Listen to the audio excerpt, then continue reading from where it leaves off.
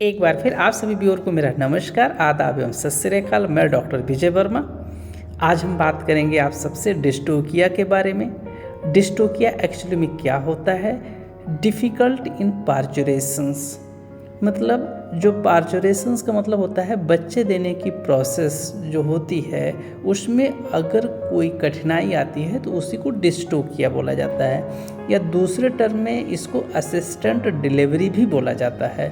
मतलब delivery process को complete कराने के लिए किसी न किसी को असिस्ट करने की ज़रूरत पड़ती है या किसी न किसी को सहायता करने की ज़रूरत पड़ती है।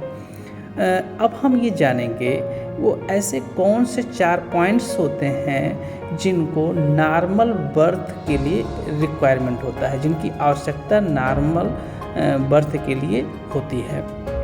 तो सबसे पहले आप जानेंगे एक्सपल्सिव फोर्स।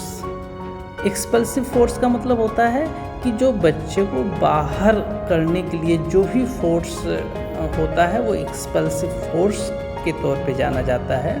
और इसमें बेसिकली 2 फोर्स होते हैं, एक यूट्राइन फोर्स होता है, दूसरा एब्डोमिनल फोर्स होता है।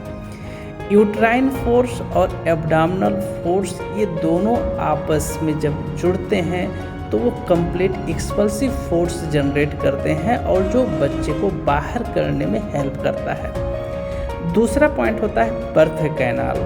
अब बर्थ कैनाल में भी 2 तरीके के एरिया आप देखेंगे। एक सॉफ्ट टिश्यू का एरिया होगा जिसमें सर्विक्स, वेजाइनल और बल्बर लिफ्स का पोर्शंस आता है, और दूसरा जो बोनी टिश्यू होता है जिसको पेल्विक कर्डिल कहते हैं। और तीसरा जो पॉइंट्स होता है इसको बोला जाता है प्रेजेंटेशन, पोजीशन, पोस्चर्स। मतलब जो बच्चा पेट के अंदर है उसका प्रेजेंटेशन क्या है, उसका पोजीशन क्या है, उसका पोस्चर्स क्या है, 3 डायमेंशनल जो उसकी सेटिंग होती है वो एक बहुत बड़ा रोल अदा करता है नॉर्मल बर्थ में।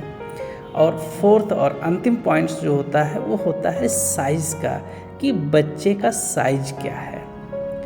अब इसमें मैं एक और आपको क्लासिफिकेशंस बता देता हूँ कि अगर हमारा एक्सपल्सिव फोर्स और बर्थ कैनाल में कोई भी प्रॉब्लम्स होती है तो इसको मैटरनल डिस्टोकिया बोला जाता है।